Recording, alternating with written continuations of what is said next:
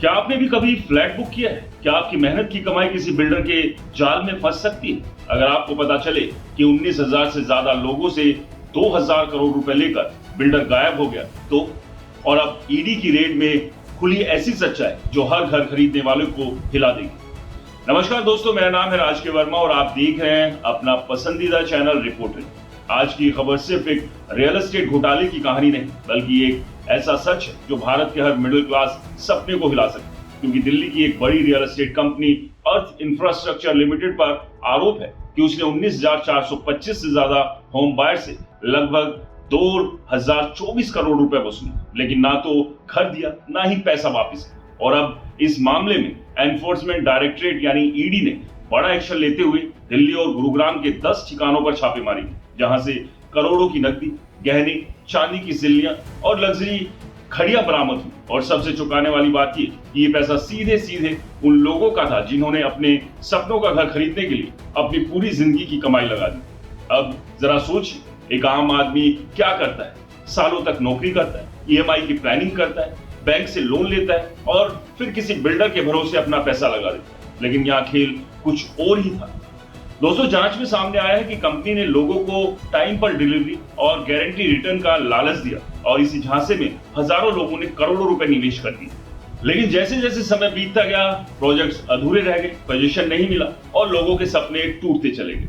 यही नहीं, ईडी की जांच में यह भी खुलासा हुआ है कि इस पैसे का सीधे प्रोजेक्ट में लगाने के बजाय अलग अलग जगहों पर डाइवर्ट किया गया, जैसे जमीन खरीदना, शेल कंपनियों के जरिए पैसा घुमाना, परिवार के नाम पर प्रॉपर्टी लेना और यहाँ तक कि बिना काम किए रिश्तेदारों को सैलरी देना। यानी एक पूरा सिस्टम बनाया गया था जिसमें निवेशकों का पैसा धीरे धीरे गायब किया जा रहा है। और यही वजह है कि अब इस केस को सिर्फ फ्रॉड नहीं बल्कि मनी लॉन्ड्रिंग के एंगल से भी देखा जा रहा है, क्योंकि मामला सीधे सीधे prevention of money laundering act के तहत दर्ज हुआ है और इसमें दिल्ली पुलिस की ईओडब्ल्यू और एसएफआईओ की भी एंट्री हो चुकी है।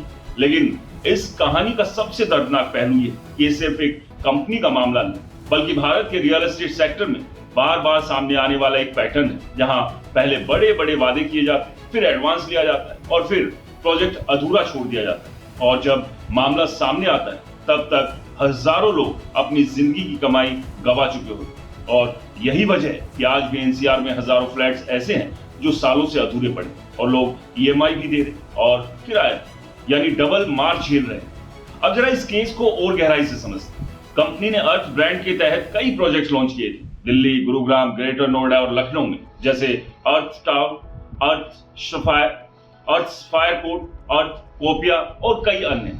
लेकिन इनमें से ज्यादातर प्रोजेक्ट या तो अधूरे या पूरी तरह से बंद हो चुके और जिन लोगों ने इसमें निवेश किया वो आज भी कोर्ट और सरकारी दफ्तरों के चक्कर काट। दोस्तों, ईडी की रेड में जो 6.3 करोड़ कैश और करीब 7.5 करोड़ के गहने मिले, वो इस बात का सिर्फ एक छोटा सा हिस्सा है कि असल में पैसा कितना बड़ा खेल। और यही नहीं, इस पूरे मामले में कई बड़े नाम भी सामने आए, जिनमें कंपनी के डायरेक्टर्स और प्रमोटर शामिल हैं, जिन पर धोखाधड़ी, आपराधिक विश्वासघात और साजिश जैसे गंभीर आरोप लगे। अब सवाल ये उठता है कि आखिर ऐसा बार बार क्यों होता है? क्यों हर बार आम आदमी ही ठगा जाता है? और क्यों सिस्टम इन मामलों को समय रहते रोक नहीं पाता? तो इसका जवाब है कमजोर रेगुलेशन, धीमी कानूनी प्रक्रिया और लोगों की जागरूकता की कमी। क्योंकि जब तक लोग सिर्फ सस्ते दाम और गारंटेड रिटर्न के लालच में फंसते रहेंगे, तब तक ऐसे घोटाले होते रहेंगे। और यही कारण है कि अब सरकार ने रेरा जैसे कानून बनाए, लेकिन उसके बावजूद पुराने केस आज भी लोगों को परेशान कर।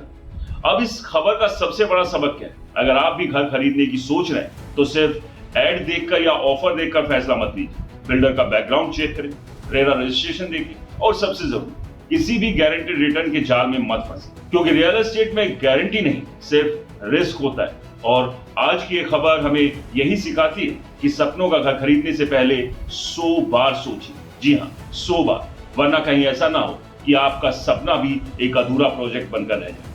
दोस्तों, क्या आपके साथ भी कुछ ऐसा हुआ है? क्या किसी बिल्डर ने आपके साथ फ्रॉड किया है?